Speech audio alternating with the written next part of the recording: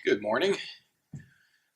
My name is Luke, and I'm with Symbiont Product Development, actually one of the sponsors here.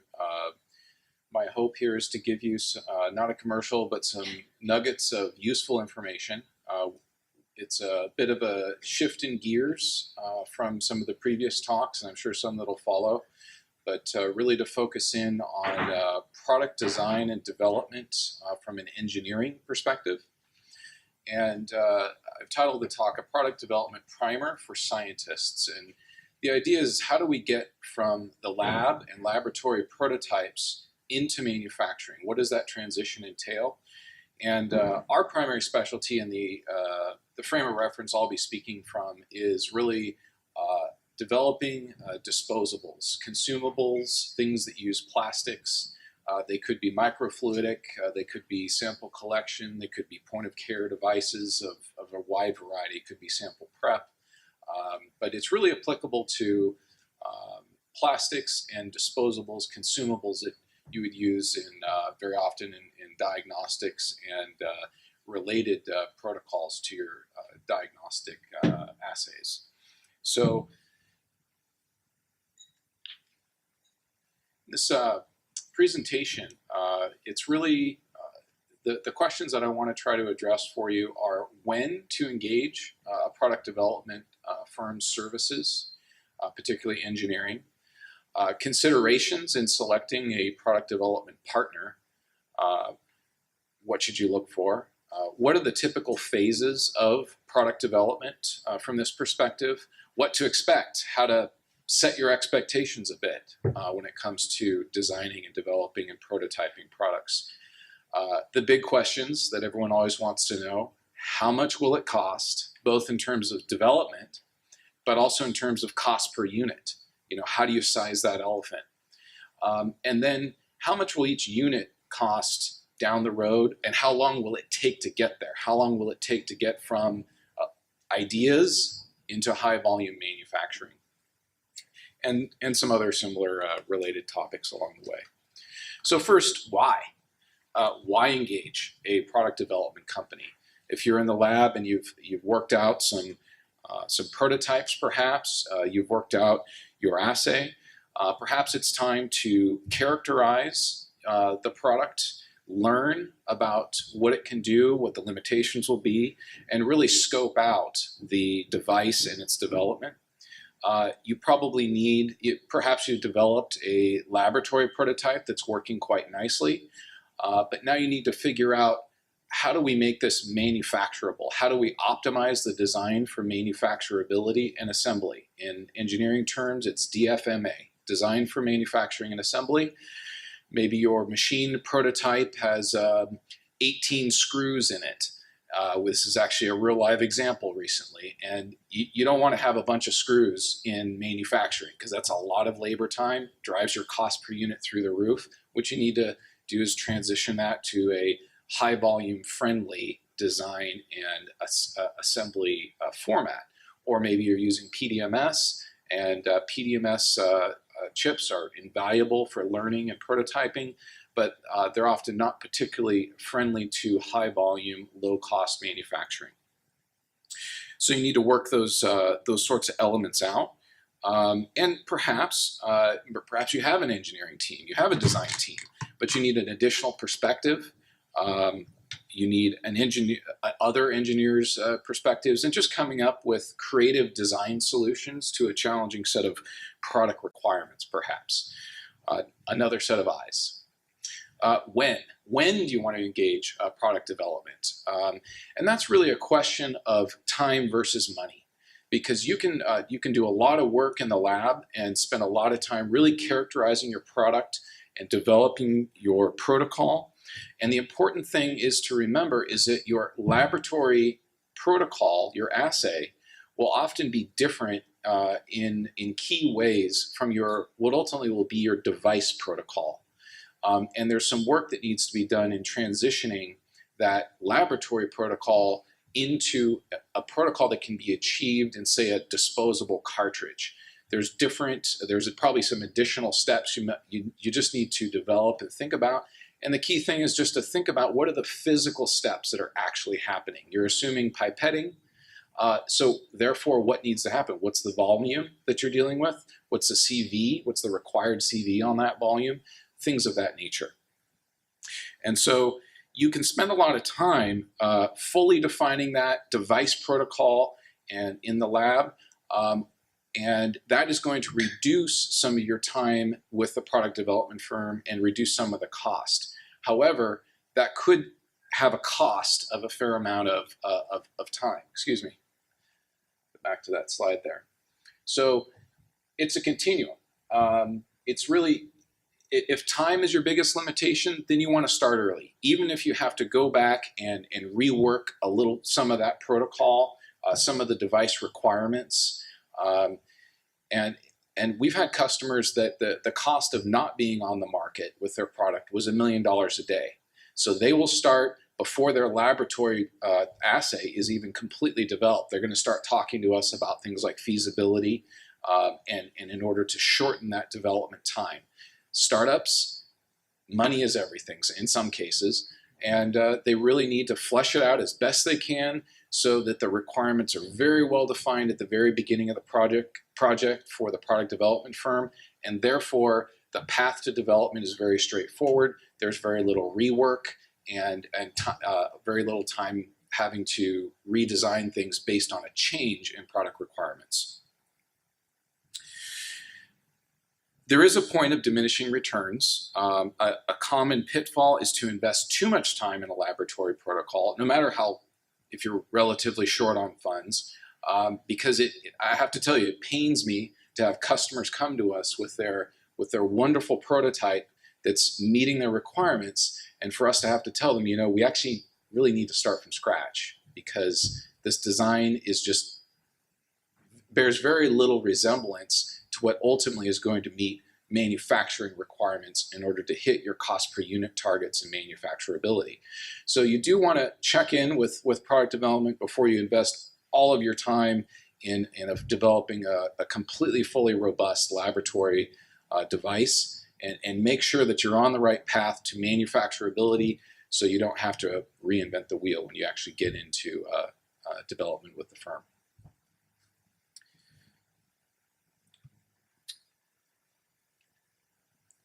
So evaluating feasibility is another reason to start product development. It's really, can this challenging function even be achieved, or do we need to go back and rethink what our requirements are? Sometimes you just need to do a feasibility study with engineering and look at that and answer that question before you go to the next stage.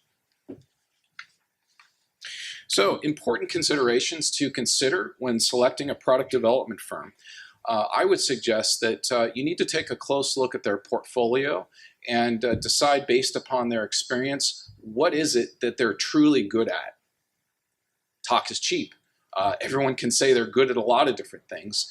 What does their portfolio demonstrate that they have a lot of experience in? Because that's truly where they're going to be most helpful to you and help you decide whether they're a good development partner. How many years in business? Of course, you want a stable product development firm that's been around a while, that's really brought a lot of products to market and will be there for you throughout the entire development cycle. Capabilities, that tells you a lot about what they're good at.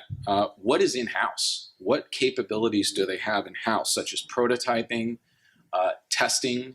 Do they demonstrate expertise in developing test protocols, test fixtures? Do they have injection molding? Do they have whatever fabrication technologies that are ultimately going to be needed for your product? If it's in-house, that probably means they're pretty good at using that equipment too.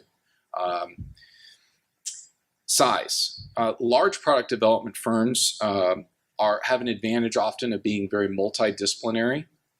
They can tend to be slow and can tend to be expensive, so those are factors to consider. Smaller product development firms are often lower cost, often a bit leaner, more efficient. That can of course come at a cost of experience and capabilities. So there again, obviously, you're evaluating them on those kind of criteria. One thing that will of course be really telling is to look at the background of their staff. You know, fundamentally, what is the background of the people that will be working on your project? You're hiring a team. Are they engineers? What kind of engineers are they? Are they scientists? If you're designing a device, such as in our area with disposables and plastics, you want biomedical and mechanical engineers with expertise in fluidics and microfluidics, and particularly plastics and injection molding. Important other questions to consider when selecting your product development partner. A big one is intellectual property.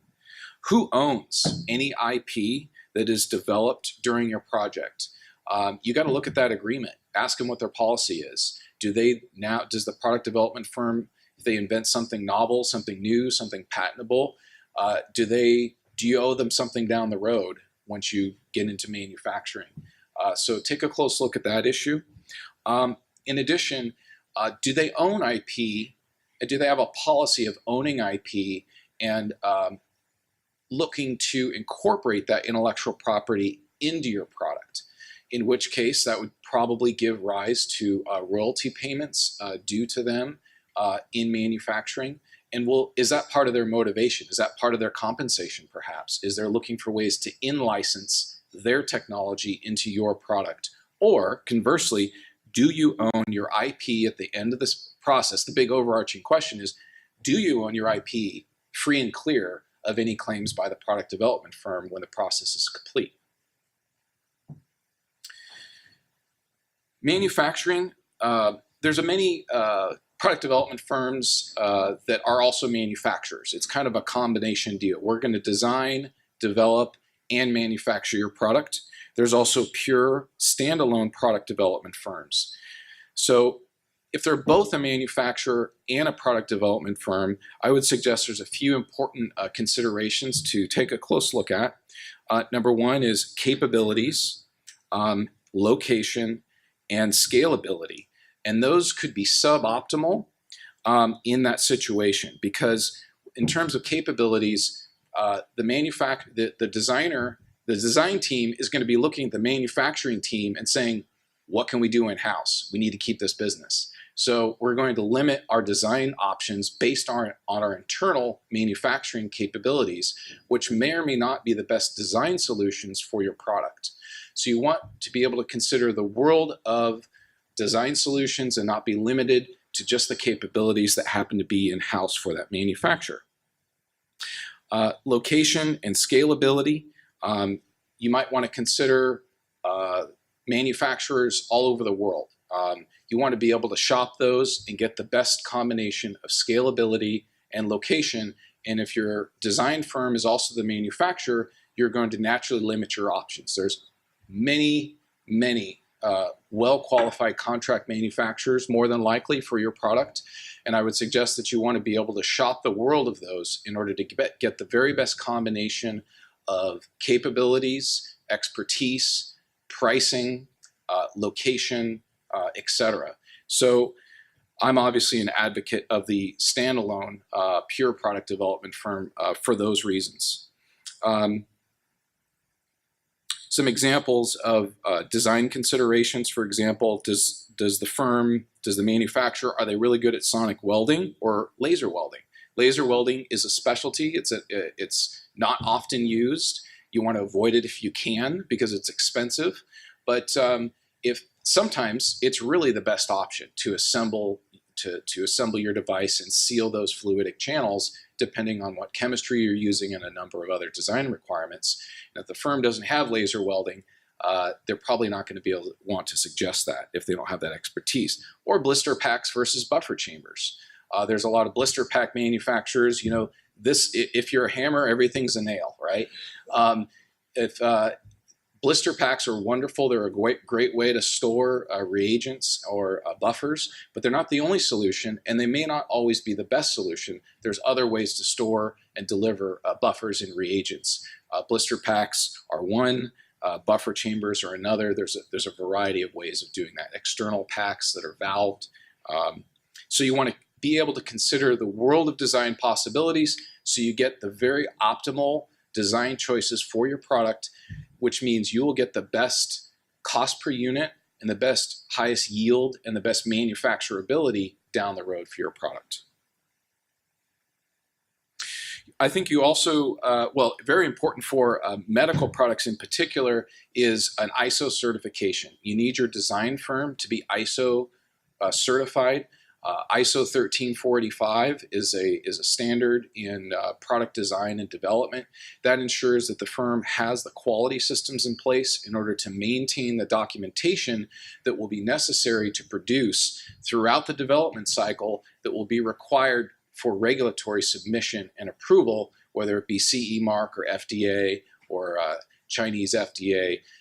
If you don't have the documentation, you don't have a medical device. And going back and trying to do that in retrospect is going to be an expensive, painful proposition. So you want to make sure your quality systems are in place, the documentation is maintained all throughout the process. You have a complete device master record at the end of the process.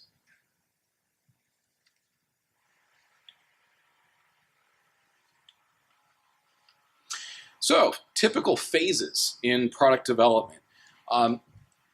These are relatively typical. They happen to be our product development phases at Symbiont. I think in some basis, all product development firms are going to go through something similar, though there will be some significant differences, which I'll point out. Phase 0 is feasibility. As I mentioned earlier, sometimes you just need to determine if a particularly thorny requirement can even be achieved, or you do need to rethink the approach. Phase 1, Phase 0 in our case is not all that common. We're going to know pretty quickly whether things are achievable or it's just typical development, or if really a Phase 0 is required. I would say maybe in 5% of our programs is a Phase 0 even required. Phase 1 is basically a scoping phase and a planning phase. Phase 1, what you're going to do is define your engineering product requirements. And you're going to do that in a document called a PRD, a product requirements document. We have a template available. We'd be happy to share that with you. It's a long list of different considerations to answer that will really define your product requirements. And you'll be surprised as a scientist talking to engineering as they ask you questions you might not have considered that will help them do their job down the road in design. And we need to do a very robust job of defining as many product requirements as you can, noting that you learn things in development, and sometimes your requirements will evolve. So you do the best you can at defining your product requirements up front. The better defined they are, the shorter the development cycle, the lower risk the development process will be. Also, part of Phase 1, requirements typically can take a week to 3 weeks in our case, depending on the timing of response from clients and coming up with a good PRD. The next part of Phase 1 is coming up with concepts. And concepts are simply different ideas, different approaches to solving your set of product requirements. What's the approach? How are we going to do this? And in our case, we typically come up with an array of concepts. A common number, a range would be 3 to 5 different concepts, which are different approaches to solving your set of product requirements. Some may be they can run the gamut. Some may be simple, very low cost, but don't achieve the optional product requirements, say, some of the optional features. You could also go to the other side in some concepts, which is to have the Cadillac version. It does everything that you ever wanted it to do. It's probably also a bit more complex. It's going to take some more development time and will probably be a higher cost per unit in manufacturing. But here's where you're going to select a concept, sometimes 2 concepts, to pursue in detailed design and prototyping, which is Phase 2. So the output of Phase 1 is a selected concept and really a plan. How are we going to develop this?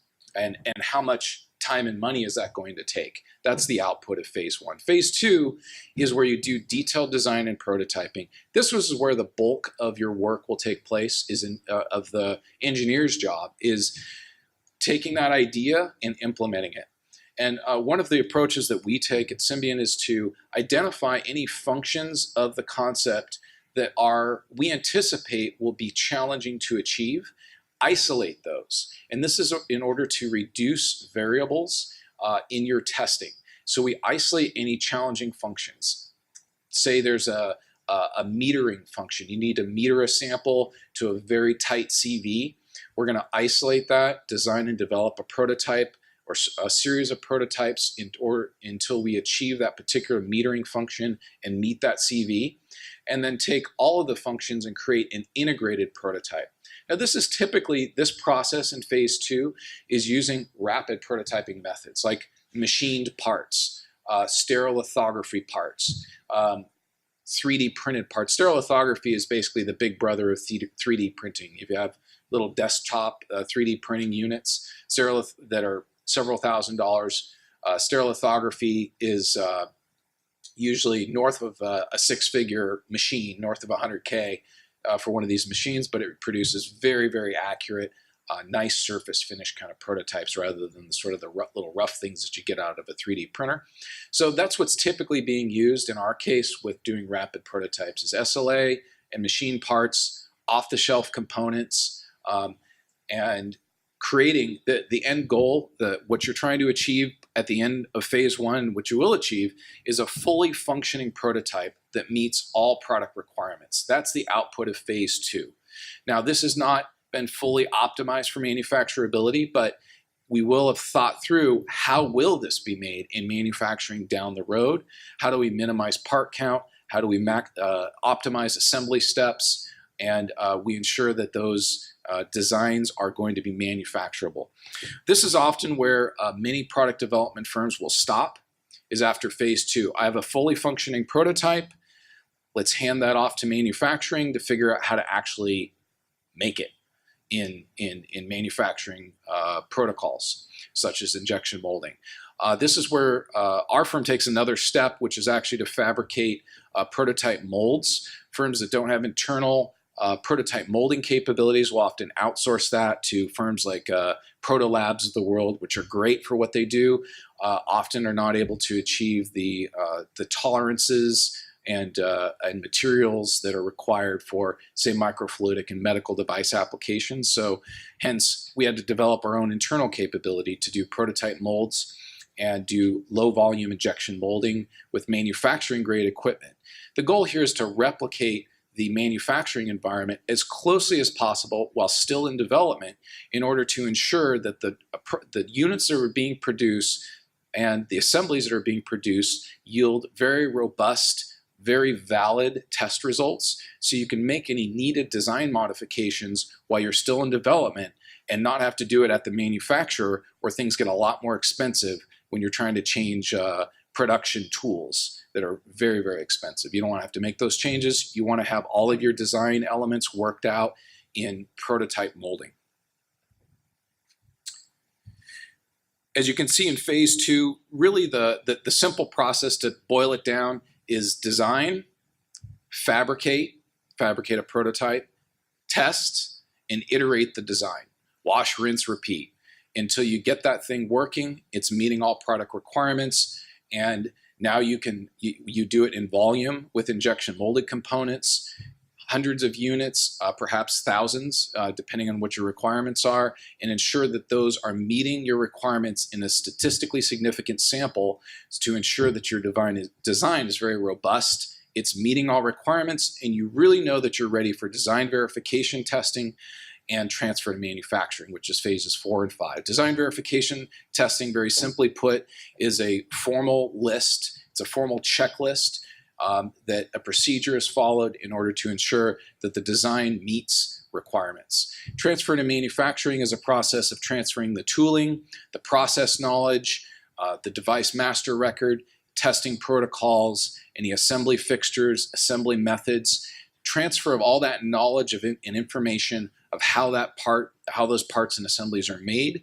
to the manufacturer to scale up.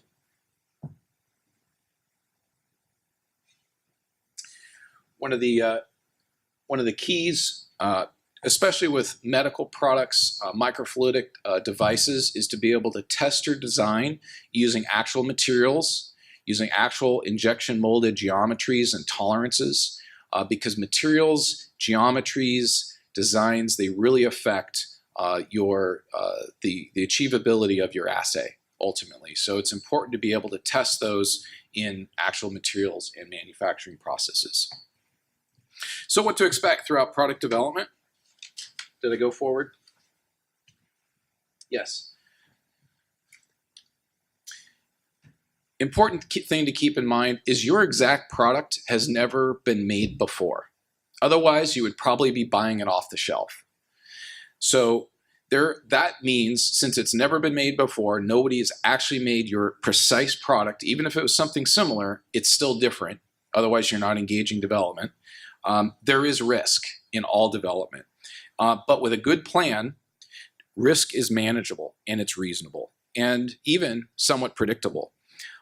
Product development risk, the way I define product development risk is the degree of variance from the planned budget or schedule that occurs in achieving product requirements.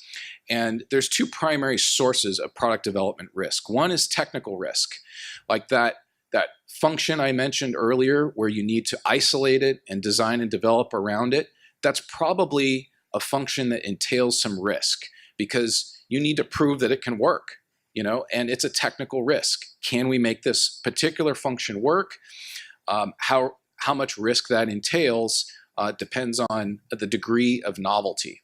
Is it something nobody's ever done before, or have other people done things that are similar and you can stand on their shoulders, go from where they're you can learn from them in that design. Requirements risk is another one to consider. And this really depends on how well you've defined your product requirements. Requirements risk is also known as scope creep. And it's an insidious little bugger. It'll creep in when you least expect it, but it's when you really have not fully defined your requirements. Some of it will occur because you do learn things throughout development. But again, the more you've defined your requirements, you've characterized your device, you really know what it needs to do, the more you can manage that scope creep or requirements risk. Again, the thing to ask is, what is the degree of novelty that is going to be required in your device? The greater the degree of novelty, clearly the greater degree of risk in development. And it's important to identify those development risks early on in phase one before you've invested a lot of time and money going down one path to ensure you've identified those risks and you have a plan to address those, and that you've determined that they're reasonable and manageable, and you've got budget and you've got time allocated for the occurrence of risk. Things don't always work perfectly, especially when it's a novel function, and that adds time and schedule. But if it's only one isolated risk and there's other development paths, it's probably pretty manageable. So the idea is to develop any risky functions, anything that requires novelty, that will be a novel function, early on in development so you can de-risk your project and have a predictable development path in terms of time and money. Some risks will occur. Just be pleasantly surprised if they're minimal. So for example, a couple examples on the screen there. You've got a lateral flow cassette. It's 2 pieces of plastic. It's relatively low development risk. Have I seen development risks occur in lateral flow cassettes? Yes, actually I have. Sometimes a strip just doesn't behave like you think it will. It curls up, there's leaks out the side. It can happen. It's relatively low development risk with a lateral flow cassette. Higher risk would be this cartridge that we did for Pfizer, along with our development partner Agilent, that it takes a tube of whole blood as the input, and the output is RNA suspended in water. It's a relatively complex protocol, as you can imagine. There's a fair amount of development risk, but it was planned for, it was managed, and ultimately all requirements were achieved. So you can predict it, you can plan for it. How much will development cost? Everyone wants to know. So cost estimates become more precise the farther along you are in development. Are you designing something akin to a 1960s Volkswagen Bug or the next Mercedes S-Class? And do you know that? Sometimes you don't know that until you really sit down with an engineer and begin defining your product requirements. Obviously, one is going to cost a bit more than the other in terms of time and money. And again, we're defining requirements, technical risk, and design. The better those are defined on the continuum there, the less the risk. The vertical axis, by the way, must have gotten lost, but the vertical axis on that bar is on that chart is development risk and cost. So phase one is a scoping phase again. This is where you want to define your requirements, technical risk, and overall design. Then you can size the elephant. You know what you're dealing with. You know what you're designing to. You know probably how many components there are, if there's anything novel that's required. Another thing to look at is your time and materials bids versus your fixed bids. Fixed bids can work when you have very, very well-defined product requirements. There is a challenge when requirements change based on learning and development because they're going to have to be rescoped and things are repriced. Typically, fixed bids are calculated the same as the time and materials estimates are produced. The person preparing the bid is estimating how many engineering hours, how much materials, how much is that going to cost, and then typically adding 50 to 100% to their bid to make a fixed bid. Time and materials, you can expect a 50%, sometimes as much as a 75% variance for initial ballpark estimates. That's before you've really defined your development path. It could be less if it's a relatively simple product, but ballparks are by nature wide range. But you can narrow that to 15 to 25%, usually after your phase one is completed. Define requirements, select a concept. Then you can know typically within 15 to 25% and declining variance in terms of time and cost as the project progresses.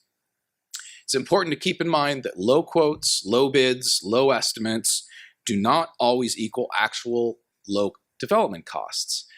The question to ask is, are they realistic? Does the development partner have the experience and expertise to know what it's actually going to take to develop your product? Some things look simple to the uninitiated. Some things look easy if you haven't done it before, or something very, very similar. And the higher bid may actually be the best bid because it's based on an educated estimate.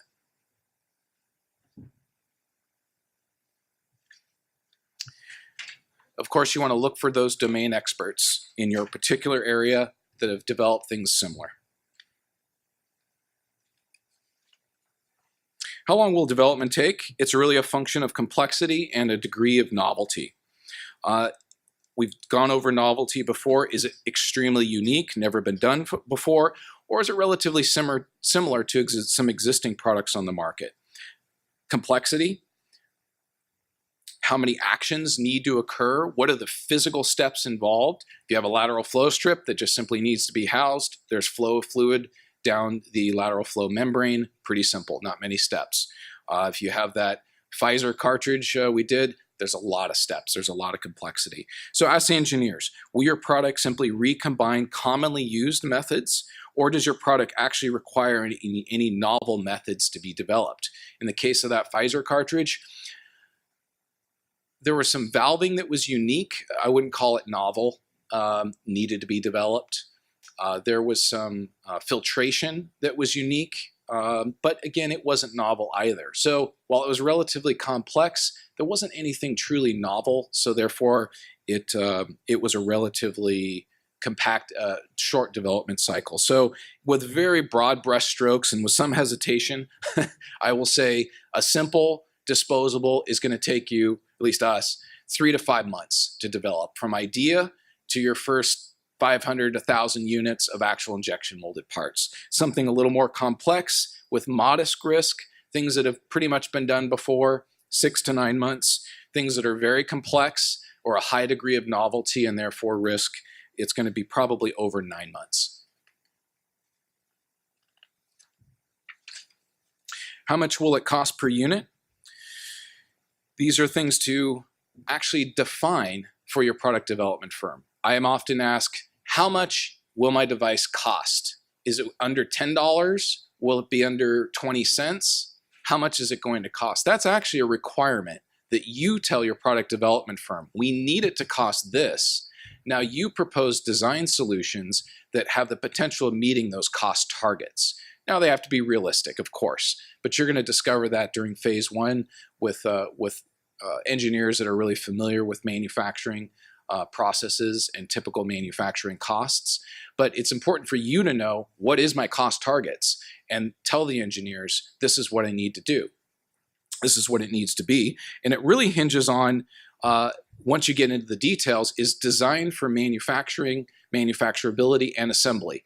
That's things like minimizing the number of parts that are required. More parts, the more molds, the more machine time, the more expensive. Sometimes you can come up with creative design solutions to minimize the part count and therefore reduce cost per unit. Assembly methods.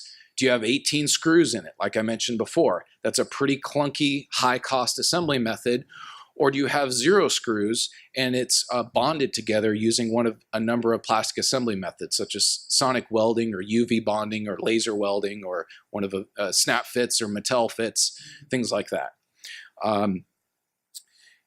Also, of course, assembly steps and material cost can factor into it as well if you're using something exotic like PEEK or Altem. But many times with disposables, material costs are diminishingly small in the overall cost of the product. It's more about machine time and assembly.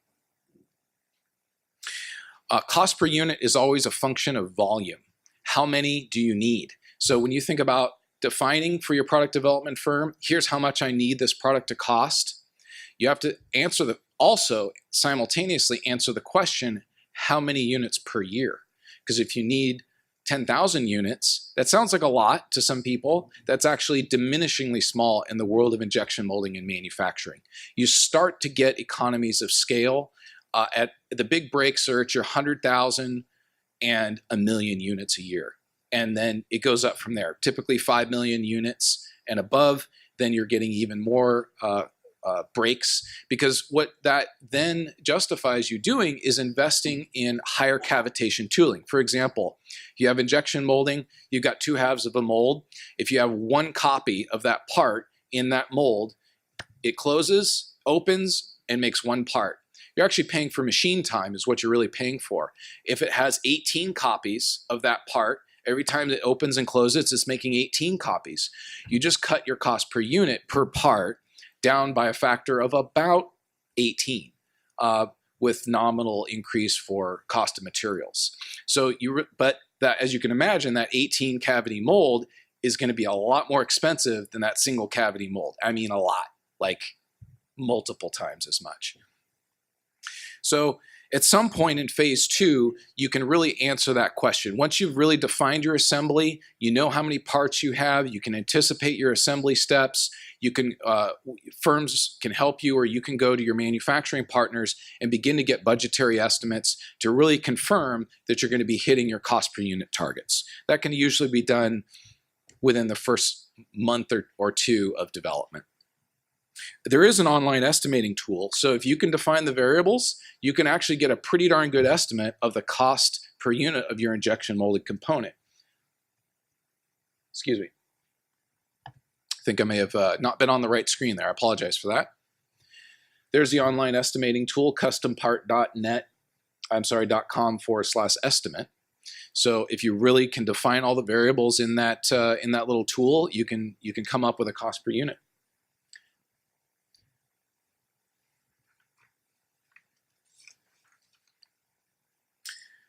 Couple examples. I'll go quickly because I know I'm standing in the way of your lunch. That assembly on the left has 7 molded components, including a 2-shot elastomer overmold, a heat seal, a buffer, integrated buffer, filter media stack, lateral flow strip, and the one on the right is a simple top and bottom housing. So the one on the left, you're looking at $2 for about 1 million units, $2 per unit, about $3 per unit in the 100,000 range. The simple lateral flow cassette, you're looking at 47 cents for 1 million units or 64 cents for 100,000 units. So that sort of gives you a ballpark. These are domestic figures. They go down if you go overseas.